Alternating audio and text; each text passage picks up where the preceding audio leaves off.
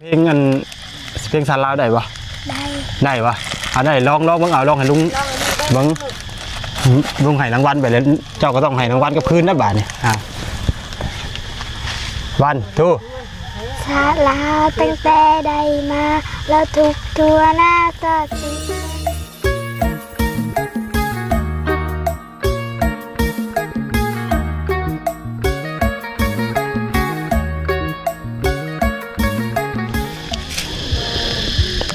ก็ทักทายสวัสดีและสบายดีเด้อพ่อแม่พี่น้องFCเบิร์ดจะกูจะคนจะเป็นทาง FC เก่า FC ใหม่ที่อยู่ทางฝั่งไทยฝั่งลาวหรือต่างประเทศทางหน่วยก็ยินดีต้อนรับเข้าสู่ช่องหนวดพาเพลินคือเก่าเนาะพี่น้องพี่น้องไอ้มื้อนี้ก็ได้เข้ามาพบมาพ่อกับช่องหนวดคือเก่าเนาะอยู่ทางเรือนของสาวค่ำไม่ห่างเนาะคือว่าแต่มู่ไว้นั่งน้อยเพิ่นเนาะพี่น้องเพื่อเพิ่นมาแต่เฮียนในบ่อเนาะพอเพิ่นเข้าเฮียนพี่น้องเลยเนาะเพิ่นก็เข้าเฮียนอีกมื้อนี้มื้ออื่นเนาะพี่น้องมื้ออื่นนี่น่าจะเป็นมื้อเพิ่นพักสงกรานต์เนาะพี่น้องเนาะทั้งนางน้อยเพิ่นบอกเมื่อวานนี่ว่ามื้ออื่นนี่เป็นมื้อพักสงกรานต์และมื้ออาจจะเป็นมื้อกินเลี้ยงน้ำเฮียนเพิ่นว่าเนาะพี่น้องเอ้ยหยุดสงกรานต์ก็สิประมาณ30 มื้อเด้อเนาะอยู่ว่าสิน่าอยู่ระหว่างนี้แหละพี่น้องเว้ยเนาะว่าอาทิตย์นึงเนาะว่าจังได๋เนาะบ่ได้กลับมาแต่โรงเรียนปีเลยพี่น้องเว้ยตัวหลานน้อยมาเด้บ่ได้กับนั่นในรายการเดียวแต่แอนไปล้มไปเว้าเพิ่นเนาะว่าเพิ่นได้เรียนฮอดไสมื้อนี้ทดสอบความสามารถอีกรอบนึงมาฮอดเด้อจอดถึงเองว่าไปจ้ะขอโตเลยเด้อสาวคำเด้อเดี๋ยวพ่อไปใหม่แล้วพี่น้องเด้อขอบคุณหลายๆเด้อFCมาติดตามชมเด้อพี่น้องเด้อครับเห็ดเวียงเห็ดงานมีปวกขึ้นอีกผักกระจาดเพิ่งกับปวกกินเบิดเนาะพี่น้องเลยแรงจะกินทอดนี้คือจังจูดอย่างเนาะนี่โอ้พี่น้องอันนี้ก็ยังบริคุดออกเนาะคุดแล้วมันห่มคุดได้อยู่พี่น้องมันแดดเนาะมวยห่มมีห้อยเลยนี่เห็นว่าเนาะเขาคุดแล้วช่วงแรงๆสิได้ช่วงเว้นก็ได้ก็ได้แบบห่อนได้พี่น้องเพราะมัน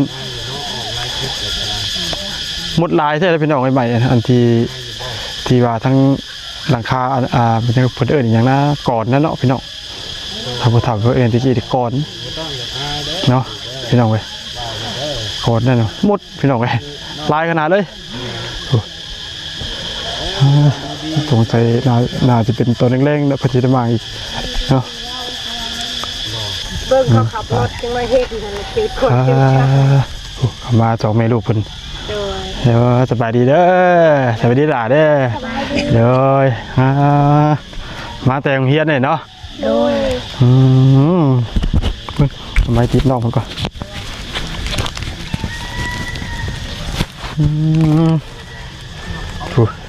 มันเสือเพิ่นกับพี่น้องเปื้อนเนี่ยใส่2 ชั้นในบ่เนี่ยเจ้าไปนี่โดยเจ้าบ่ฮอดบ่นี่ฮะฮอดบ่ฮะจ้ะตำรวจก็ได้ขนมเนาะมาเดี๋ยวย่อมใจมาแต่โรงเรียนมีเมื่อยพี่น้องเว้ยปึ้มซอเจ้าอยู่ใช่ไหมเขาเลิกยังก็จะห้องเลิกเด็กเลิกอย่างนี้นะบอกลูกเลิกแบบไหนเลิกลิ้นเลิกลิ้นเลิกเลิกลิ้นมั้งเนี่ยนะโอ้ยังไม่ได้เลิกกันยังไม่ได้พักเจ้ายังสิกลับไปอีกบ่เนี่ยนะโดยมายามแม่ยันแม่ไปยังบ่โอ้ยันแม่ไปป้าเด้อโอ้ยเจ้าตรงย่านเด้อเห็นปะเจ้าตรงย่านดอกแม่เจ้าจะไปใช้ได้อยู่เพื่อนเนี่ยเนาะห่อนเลยพี่น้องไปออกมานั่งอยู่ปะห่อนเลยนั่งอยู่เตียงไปแล้วเอามาแล้วมาจอบบังแม่หลักสิไปดิไปเลยเฮียนเพิ่นเฮียนยังดอยมึงฮะเพิ่นเฮียนยังมึงฮะเป็นภาษาลาว เจ้าอันนั้นนะเจ้าอันร้องเพลงอันเพลงสารลาวได้ปะ ได้ปะได้ลองเบิ่งเอาลองให้ลุงเบิ่งลุงให้รางวัลไปแล้วเจ้าก็ต้องให้รางวัลกับคืนนะบาทนี่วันทู ชาลาตั้งแต่ใดมาเราทุกทั่วหน้าสดสิบสดใสห่วมแพงจิตห่วมใจสามารถขี่กันเป็นกักลำเดียว เด็กเดียวผมกันก้าวหน้า ผู้ซาสังเกียรติของเราสมเสยใส่สิบเป็นเศร้าและถูกสมเผ่าสะเมอพากันบ่ได้เป็นรัศพัดและพวกข้าศาสเข้ามารบกวนแล้วทมวลสุเอคลายินสาลาไว้พึ่งสาลาไว้ตัดสินใจสุสีเอาใส่ยินสาลาไว้สู่ความพัฒนา เย้เก่งเนาะขนมเจ้าถือไปกินน้ำก็ได้เด้อนั่นปะ โอ้ย เจ้าถือไปกินก็ได้เวลาเจ้าไปเมื่อยเนาะเวลาเจ้าที่เนาะพี่น้องเลยเป็นกับมา ญาติแม่ไปปะเนาะแบบเพิ่นพักนั่นสิพี่น้องยังไม่เลิกเฮียนเนาะข้าพเจ้าจะไปเฮียนกะเดี๋ยวลุงขอไม้เด้อเจ้าก็สบายดีทั้งพี่น้องอีพี่เด้อเจ้าเด้อเจ้าสิไปเฮียนเด้อสบายดีเด้อดีเลยบาดนี้เนาะมีคนจะไปเฮียนพี่น้องเลยบาดนี้เนาะ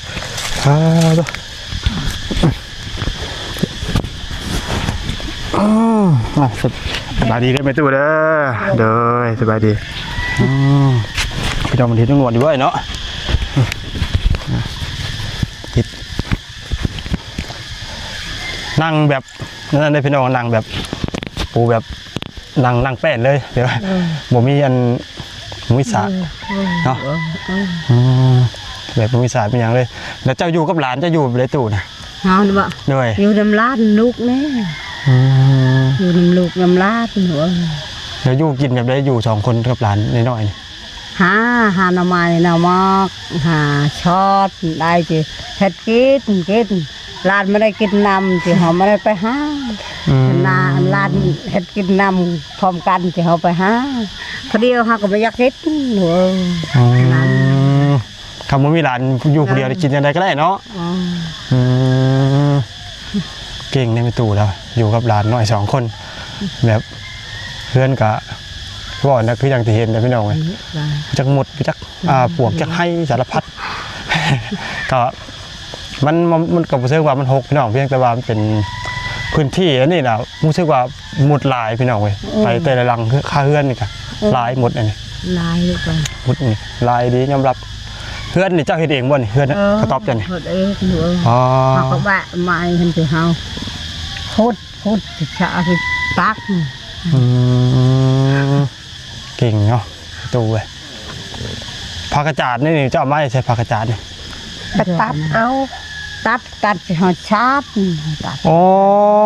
ไปตู้สารเองบ่นี่นะปาทิโตเพิ่นบ่ได้ชื่อแม่พี่น้องเอ้ยบ่ได้เงินหนูเนาะอย่าได้ชักชี้มุงใครได้คนพดลกหั่นเนาะเงินอยู่เลยเห็นก็เฮือนขดเหนียวย้ายก็เฮือนขดเหนียวเลยที่เฮือนเกาะไข่เกาะไข่เฮ็ดนั่นเด้เนาะขอมุงขอไก่ที่ว่าสงสารเป็นสงสารด้วยพี่น้องเว้ยเพราะว่าอยู่กัน2 คนกับหลานลูกสาวก็ไปหาเงินเนาะกับเพื่อว่ามาเลี้ยงดูครอบครัวพี่น้องเว้ยเนาะถ้าว่าบ่ไปทิ้งแล้วพี่น้องเว้ยถ้าอยู่กันเลยยังอาศัยไฟก็บ่ได้เนาะโดยยิ่งแบบมีทางออกเนาะนี่อย่างหน่อยก็แล้วบ่ได้หลายก็ได้หน่อยเมาะพี่น้องอย่างหน่อยก็บ่ได้จุนเจือไปเด็กเป็นงัวเนาะตู้เนาะโดยต้องหอนพี่น้องเหือเตะเนาะผักกระจาดนี่ก็ไม่ตู้แล้วสารเองพี่น้องเว้ยเราบ่ได้ซื้อเลยไม่เพิ่นเอิ้นไม่ยังตู้ไม่พางบ่โดยไม่พางไม่พกอยู่มาแต่กระซับไม่พายก็เป็ดไม่รู้ไม่พายก็เป็ดไม่พายมาแบะบักโอ้โหน้ำดีกับตลาดจะบอกเนี่ยรถเขาจะลบมุงใดเนาะบ่เสาร์นะ แนวว่า สาววงกับ วงกับฉันนะ สาววงกับสาวนางเนาะมันไปตลาดพี่น้องเว้ยอยู่เพื่อนกระต๊อบบ่พอเนาะแถมยัง เฮามาอยู่นำลูกว่างเฮาวักผู้เด้อ4 ปี5นำก็หามื้อออดไปไล่หั่น5 ปีมันได้มาน้ำเฮาอยู่บ้านนาดมานี่มาอยู่นำแม่มันว่า เมื่อก่อนนี่เพิ่นอยู่ในผัวเนาะ คือเอาไปเนี่ยใช่ก็มาก็หมอมาบาดไป บ่จะไปได้อยู่นี่ คืออยู่น่ะอยู่ปะตะเนีย พี่เดียวนึงไปดำนาซอยคอยนั่นนะ เราเคยไปดับหน้าเคยเจ้า โดย พูนมันดา โอ้ ไปเกี่ยวข้าวพูน เฮ้ย โอ้มันย่างปอน้ำคอกฝุ่นไทยฝุ่นดูโอ้ โอ้ไม่ตู้เคยไปเกี่ยวข้าวอยู่ไทย ว้าโอ้ไม่ตู้ก็สู้ชีวิต หิวเฮายัน ขี่เหือบ่ขี่เหืออันหางยาว เหือยาวดูยันเฮาโอ้พัดมันความตาอยู่น้ำแล้วเฮาโอ้ เนาะ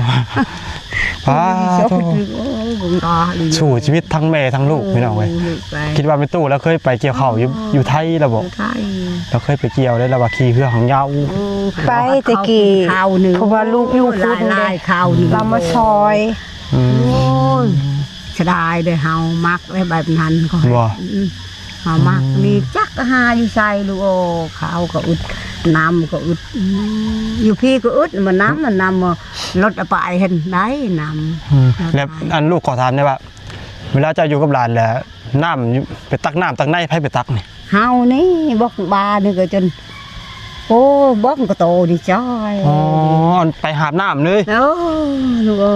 โอ้เนาะในบ้านเจ้านี่บ่ได้มีก๊อกบ่ บ่มี บ่มี กักน้ำอ่ะ โดย มีแต่เป็นกระบอกออก มีบ่ออกมีเฮือนเฮามีเฮือนเฮาลูกมันนี่บอดหาอยู่กันโอ้นี่บอกมันไม่ชายหน้าตาก็ บ่แล้วอันก๊อกที่เพิ่นใช้อันแผ่นโซลาร์เซลล์บ่ออกติ ออกอันแรกกันมีแบบนั้นกันแบบเห็ดแบบยังก็กระตาว่าเห็ดห้องเนาะห้องน้ำนี่มันก็มีน้ำอยู่ อันนี้แบบสั่งอันนั้นธรรมดาเนาะที่ทั้งแม่บ่เนาะแม่ตู้ว่านี่โอ้ที่ว่าสั่งถ้าว่าบ่มีไฟฟ้าเพิ่นก็สิใช้แบบ โดย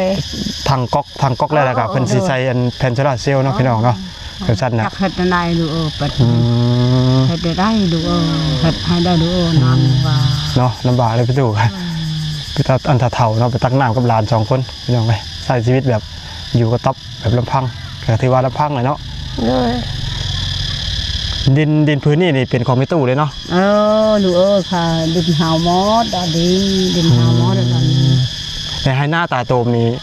ได้บ่ บ่มีบ่หรือว่ามี หน้าบ่ แม่น บ่มี บ่มีหน้า บ่มีนาเนาะแต่ว่ามีแต่ดินเนาะดินอยู่พี่น้อง มีหน้าอยู่ หักทั้งแม่นี่บ่ได้ถือผีถือหยังคือทั้งเพื่อนคนอื่นบ่ น้ำไปก็ โดยบ่มี บ่ บ่มี แม่เราบ่ได้ถือหยังเพราะว่าบ่พุ่นเลิกเขาน้ำพอแล้วพุ่นพอเฒ่า อ๋อแยกออกมาแล้วก็บ่ได้ถื โด อ ย เนาะ อยู่แบบนี้แม่ ถ้าว่าทั้งเพิ่นถือปุ๊บเพิ่นสิมีหิ่งเนาะหิ่งนิดหน่อยทั้งหัวนอนเนาะ โดยบ่มี แต่ว่าทั้งแม่ตู้เพิ่นบ่ได้มีพี่น้อง โดย แต่ว่าเพิ่นบ่ได้ถือเนาะเพราะว่าถ้าถือต้องมีหิ่งด้วยเพราะว่าสิสังเกตว่าเพื่อนถือพีสิมีหิ่งนั่นเนาะแต่ว่าทั้งแม่ตู้บ่ได้ถือหิดนั่นเนาะแบบว่าถือหิดแบบเล่าลุ่มธรรมดาเนาะ โดย เพชรต่างแต่ว่าคำเว้าแล้วก็ มาไปเพิ่นเดา เอิ้นต่างแต่ว่าเป็นชนเผ่าซื่อพี่น้องเว้ย ไม่คือที่แม่พ่อนางโอ้เฮาลายด้วยบ่ตายตาย ลูกขออนุญาตเนี่ยถามชื่อเจ้าว่าชื่อหยัง ชื่อเฮา โดย ร้อยชื่อเฮา ร้อย ชื่อจะเป็นสาวเลยชื่อแม่ อ๋อชื่อแท้ เฮาตายนางมายิงเงินได้ย่างลูกมันหั่นหลานเฮาย่างย้อยนั่น เจอ เราซื้อร้อยน้องเราซื้อย่อยอันเด้อ อ๋อ ไม่ที่มี แม่ตู้ลอย โดย แม่ตู้ลอยน้องแม่ตู้สิย้อย โดย อ๋อ แม่ว่าซื้อน้อย ลูกก็ชอบไปโอ้หน้าดาวเมียงกะ อาย อายเฮาหน้าอายนะอันบ่อายอันอัน อืม แต่มันตายเหยาะคือหอยหันตายนั่น อืม แม่ก็ตายพ่อก็เอาก็ตาย ยังแต่พอไหม พ่อไม้ อื แม่ก็ลำบากพ่อแม่ โอ้อีลี่ลูกเอาไปก็ไปอีลี่เอา จังได้บ่จังได้เฮือนหลังใหม่บ่ เอายาก็มาจักเห็นได้ลูก ฮะจังได้ดิ อ่ะ อืมพันเด็กพันนอนพันดีๆเด้อถือเด็กเด้อ นี่ว่า ถึงเถื่อถือเด็กวันที่หนึ่ง เล็กนะ เนาะไปตู้แล้วก็คือว่าเดี๋ยวพี่น้องแล้วก็จะได้อยู่แล้วว่าแต่มันก็บ่มีเนาะ โอ้ได้บ่ ถึกเลขใครแล้วเนาะไปซื้อเล อยากได้ก็คือว่าเดี๋ยวเนาะเดี๋ยววาสนาเฮาเนาะ โดย หาดิ้นรนกับจำพังซื้อเขาวซื้อน้ำกินก็ยังสิว่ายากเนาะยังเรื่องเฮือนใหญ่นี่เรื่องเฮือนบ่ถึงขนาดว่าใหญ่เนาะเอาแค่ว่าให้พออยู่เนาะ โดย พอได้อยู่แบบว่าบ่ถึงขนาดว่าทำกระต๊อบเนาะอันนี้มันก็คือว่าเดี๋ยวกระต๊อบพี่น้องให้กระต๊อบไปดี โดย ครับบ่ถึงขนาดว่าดูลาเนาะให้พอได้มันดูดีกว่านี้น้อยนึงเนาะมทำได้ก็ดีเนาะตู่เนาะ โดย พอคำกับจนว่าเพื่อนว่าจังได้แบบป้าลูกป้าเต้าเนาะ เออ ไปหาเงินหาคำเพื่อว่าอยากสร้างครอบครัวให้มันอยากดึงลูกดึงเต้าดึงพ่อดึงแม่ละขึ้นมาให้มันดีกว่าเก่าเนาะ โดย แต่ก็ ได้ฝึกก็ได้เยอะสบาย บัดคุไว้เรียนมากขึ้น จนว่าวัดความสามารถเลยพี่น้องเลยเนาะก็ยังบืนก็ยังอยู่ได้ทำนี่พี่น้องก็ที่ว่าสู่ชีวิตชุดๆแล้ว โดย แบบอีกอย่างหนึ่งมันกับผู้เดียวเนาะพี่น้องผู้หน้าครอบครัวก็อยู่นี่ผู้นำพาก็อยู่นี่เนาะแม่เฒ่าๆเพิ่นกับโอ้ยพวกเราอีกแล้วพี่น้องเฮ้ยหาบน้ำว่าฉันบาดจนแตะ ไกลเติบเลยพี่น้องเลยแต่เรากับคนผู้เฒ่าเลยเนาะพี่น้องก็บอกไปหาบน้ำเนาะคือหาบน้ำนี่ย่างดินเนื่นได้ประวัติเลยพี่น้องแต่เป็นห่วยจังหวะนี่พี่น้อง โดย ขึ้นลงเลยพี่น้องบอกทางคนไปหาบน้ำมันจะหาบใส่ขุหรือว่าหาบใส่กระตุกเลยพี่น้องเลย เอา ตำรวจก็ ขู่ เวร ตักเอา ฮะ เอาขู่ ขุวะ โดยหาบ นั่นที่ติดตาเนี่ยผมปล่อย มาเลย โอ้ยเนี่ย โอ้กระทังเทียนน้ำกับบุมีเนาะ โดยมีแต่ซองอันขู่กับกระทั่งน้อยครับ มีบริบทก็ได้ เนาะเนี่ยก็ถือว่านักก็ได้เคสพี่น้องเลยเนาะวันนี้กินข้าวอย่างไรมัน ไปกินน้ำมูกค่อยต้มมีกินเสาร์นี่กินไข่กันเด้ โดยย่างมีบ่ไข่ โดยนะ ย่างบุทันเบิดเนาะ โดย ปากปองแตงกี้เบิดเลยบ่ ย่าง ย่างสิ โดย เข่าได้จกเลยบ่ ยังบ่ทันได้กินข้าวตัวสอบน้อย อ๋อข่าวสอบหน่อยที่ว่าเจ้าซื้อมาก่อนหน้านั้น โดยยังทันได้กิน ก็คือที่กลุ่มอยู่จักเดือนปลายเนาะ โดย ว่าคนโบหลายพี่น้องเลย โดย ครับที่อยู่ในกลุ่มโดนเนี่ย โดย เพราะว่ามัน3 คนเนาะ โดย 3 คนกับอีกอย่างกับกินแต่ละคนก็จะกินกับพ่อเป็นไดเนาะ โดย ขโมยกับเขา พี่น้องหากแกว่าจังใดกับมีถ้ามีใบมันก็ดีเนาะ โดย สีเบิดหรือบ่เบิดกับมีใบมันก็ดี เพราะว่าถ้าบ่มีขาดเกินส่วนเข่านี่ก็ถือว่าลำบากสุดๆเลย โดย เนาะ โดย อาจจะว่าของหน้าของในนี่กับ โมหันใจ คือหมองอื่นคือเห็นกระเจ้าคุดขุมบ่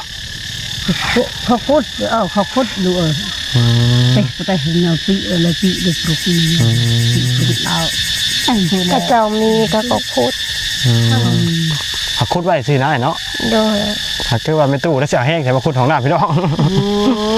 ผู้ชายใครแน่มาขุด โอ้ตายเฮาดู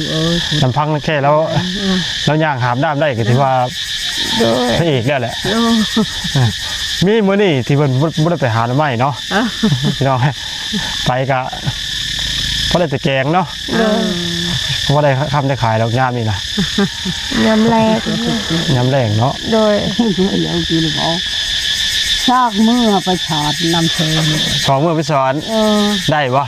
ได้พอกินนั้น ปลายังน่ะปลายังปลาด้วยกุ้ง ปลาในกุ๊กมึงเจอปลาเกี่ยวกับขัดตายกี่นะปลาน้อยจังนี้ ปลาน้อยๆเท่านี้ปลาชิวอ่ะ บ่แม่ โมเมนปลาซิว นุ่ปลาโดยเชี่ยชอบได้โดยที่น่ะเชี่ยแตก ว่าแล้ว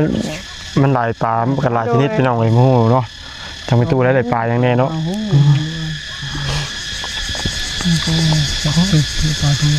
ทางหน่อยเป็นกับมา ถูกเลยเนี่ยตู้โดนอยู่บ้าน มาแล้วก็ เนาะก็ที่นั่น มาเยี่ยมแม่พี่น้องเลยนางหน่อยเป็นเมื่อกี้เนี่ยพักเขาเรียกว่าพัก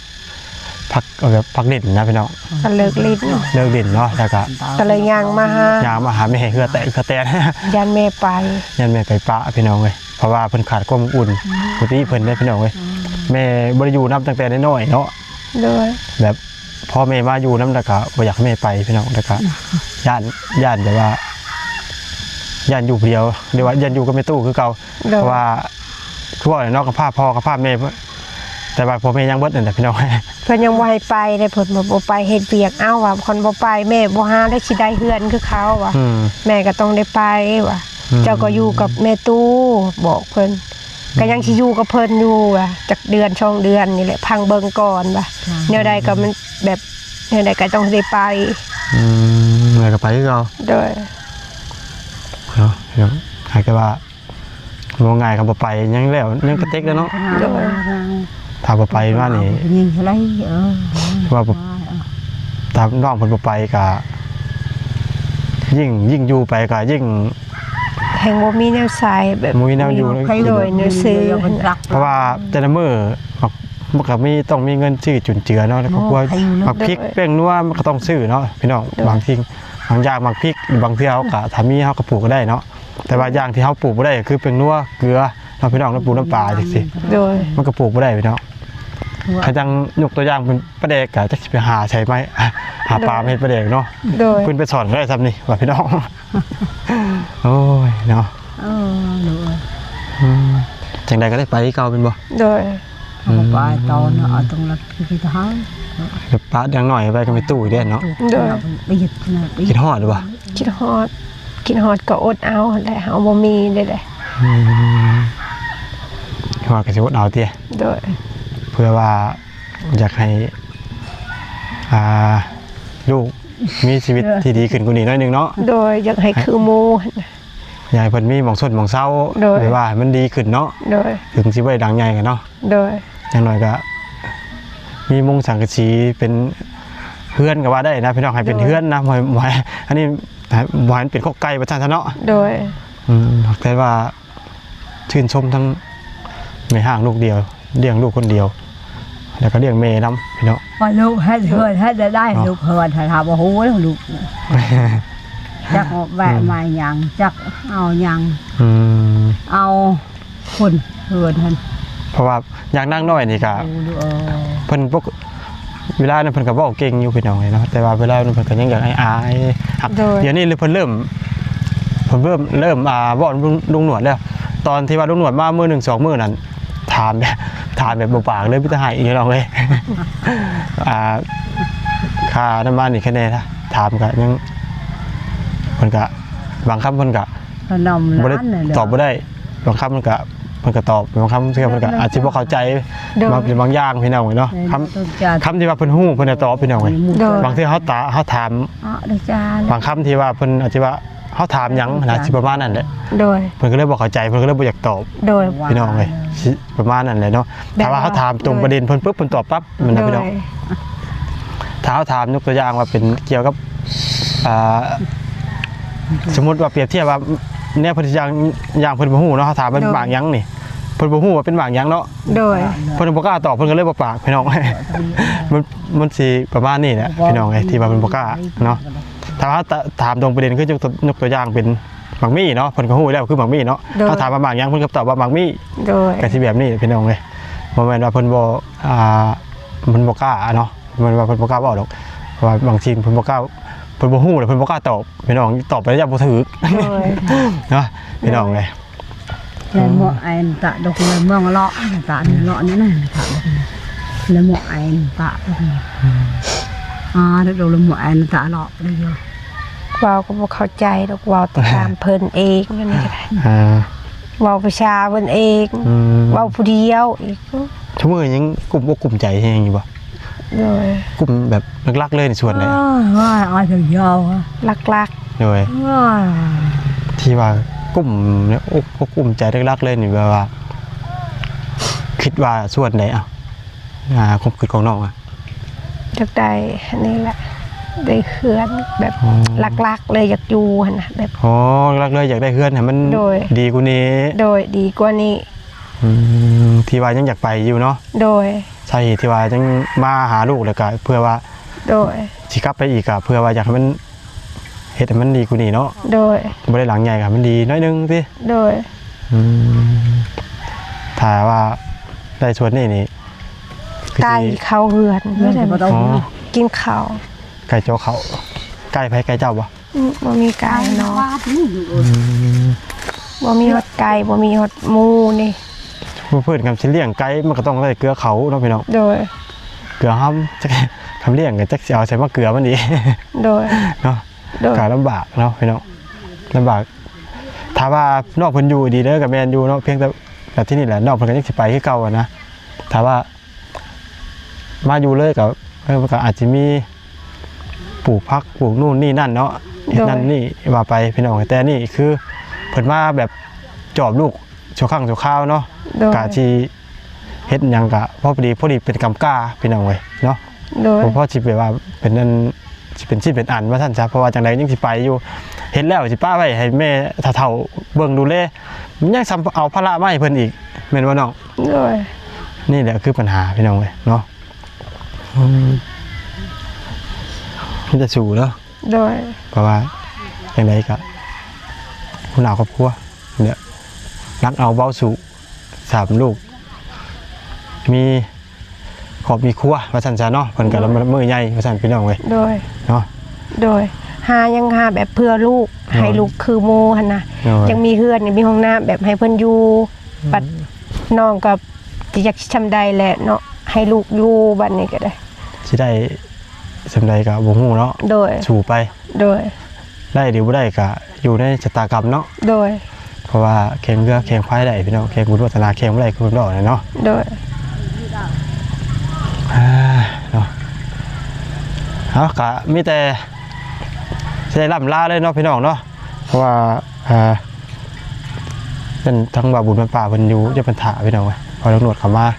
ทั้งบ่าวจานลาวเนาะ โดย ก็มีแต่ให้ทั้งสาวครับเนาะล่ำลาเลยเนาะ โดยสบายดี เดี๋ยวสบายดีเด้อพี่น้องเมตูเอาน้ำมาให้กินพี่น้องเว้ยเนาะน้ำใจแล้วครับน้องน้ำสบายดีเด้อตู่เด้อบัดนี้เนาะสิน้ำลาเลยเด้อโดย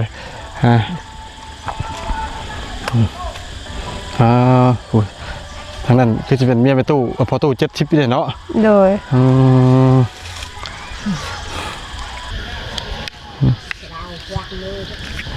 ผักกระจาดขออภัยพี่น้องอันนี้คือผักกระจาดที่ไม่พังที่ว่าป้องเอายาวพี่น้องเลยทางไปตู้เป็นสารเองเนี่ยนี่เนาะขนาดว่าเท่าที่กับพุทธธรรมดาพี่น้องเลยความขยันขันแข็งเนาะความสู่ชีวิตเรากับพุทธธรรมดาดีเนาะพี่น้องเลยสีคือสีมือเราเองเลยแล้วว่ะบริชื่อแล้วว่ะสารเองแล้วว่ะเนาะพี่น้องเว้ยสงสารเราอยู่เนาะเถ่าแล้วก็ยังบริอยู่บริเศร้าเนาะแต่กูหลายคนก็โอ้ยเถ่าแล้วก็ใช้ชีวิตมันไปให้อยู่สบายแน่เนาะพี่น้องเว้ยเอาเนาะก็สำหรับคลิปนี้ลุงหน่อยก็จะได้ขอลำลายเนาะให้พี่น้องอยู่ดีมีแห้งลำรวยเงินทองเพลงปังเด้อพี่น้องเนาะเบิ่งจบแล้วก็ฝากกดไลค์กดแชร์เพื่อเป็นกำลังใจกับทางหน่วยเด้อเนาะสำหรับคลิปนี้ก็ไปแล้วสบายดีบ๊ายบาย